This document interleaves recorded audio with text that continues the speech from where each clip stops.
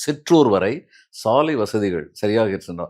மனிதர்களுக்கு என்ன தேவை? உண்பதற்கு உணவு, உடுப்பதற்கு உடை, இருப்பதற்கு இடம், தேகம் ஆரோக்கியமாக இருப்பதற்கு உடல் நலம், பயிலுவதற்கு கல்வி நிலையங்கள். இந்த 5 தான் அடிப்படை தேவை. இந்த அடிப்படை தேவை வந்து சிட்டியில மட்டும் பப்ளிக் ஸ்கூல் இல்லாம, கிராமத்திலயும் வந்து அந்த மாரி பள்ளிக்கூடங்கள் இருக்கிறதா? அதனுடைய கல்வி தரங்கள் உயர்த்தப்பட்டிருக்கிறனவா? பேசிக் ஹெல்த் ஃபெசிலிட்டி அங்கேயெல்லாம் இருக்கா? இப்படியெல்லாம் பார்த்து செய்றது தான் ஹியூமன் நீட்ஸ் சென்டர்டு டெவலப்மெண்ட்.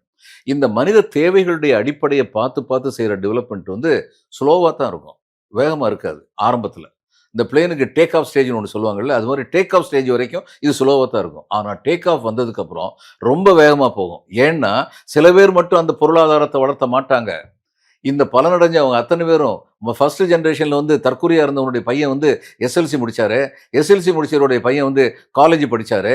அந்த 3வது தலைமுறை வந்து ஐடி படிச்சுட்டு அமெரிக்காவுக்கு போய் உட்கார்றாங்களே, அந்நியாரம் வந்து அந்த மாநிலத்துடைய பொருளாதாரமே ஒட்டுமொத்தமா மேல போகும். அதுதான் இப்ப தமிழ்நாட்டுல வளர்ந்துகிட்டு இருக்கு. அப்படி வளர்ற ஒரு பொருளாதாரம் வேகமா போறதுக்கான சாத்தியக்கூறுகள் வந்தபொழுது, இது வேகமா போனா எனக்கு பத்தாது. இது மிக வேகமாக போகணும்னு சொல்லி ஸ்டாலின் நினைச்சிருந்திருக்கிறாரு. அதனால தான் இந்த 11.19% வந்திருக்கு. நீங்க சொல்றீங்கல்ல கடற்கரை ஓரத்துல ஒண்ணு. ஆமா, இது கர்நாடகாவும் கடற்கரை உள்ள நாடு தான். இது கோவாவும் அப்படித்தான். ஒரிஸ்சா அப்படித்தான். ஆந்திரா அப்படித்தான். தெலுங்கானா அப்படித்தான். மகாராஷ்டிரா அப்படித்தான். இதுல வந்து இவங்க எல்லாருக்கு இடையில போட்டி இருக்கத்தான் செய்யும்.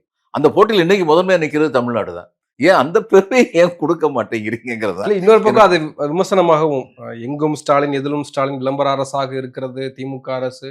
உங்களுடன் ஸ்டாலின் திட்டத்துக்கு எதிராக உச்சநீதிமன்றம் வரைக்கும் போயி வழக்கு போடுறாங்க. அதுல இப்போ என்ன நடந்துச்சு நம்ம பார்த்தோம். இதெல்லாம் இருக்கு இல்லையா? விளம்பர அரசாக திமுக இருக்கிறது. ஏங்க நான் மலேசியாவுக்கு போனபோது அந்நேரம் கொரோனா முடிஞ்ச நேரம். அந்த கொரோனா செகண்ட் இன்ஜெக்ஷன் போட்டாங்கன்னு சொல்லிட்டு வேக்சினேஷன் ஆயிடுச்சுங்க. சர்டிஃபிகேட் எடுத்துட்டு போனேன். சர்டிஃபிகேட் எடுத்துட்டு போய் காட்டிட்டு நான் வெளியில வரப்போ ஒரு ஆள் நிப்பாட்டி, "சார் இவரு பாலச்சந்திரன் கிடையாது. ஃபோட்டோவ பாருங்க" அப்படின்னாரு. அதில பிரதம மந்திரி ஃபோட்டோவ போட்டு வச்சிருக்கு வேக்சினேஷன் சர்டிஃபிகேட்ல. அவர் பண்ணலையா? நான் சொன்னேன், "ஐயா இது வேக்சினேஷன் சர்டிஃபிகேட் என் பாஸ்போர்ட்ட பாருங்க.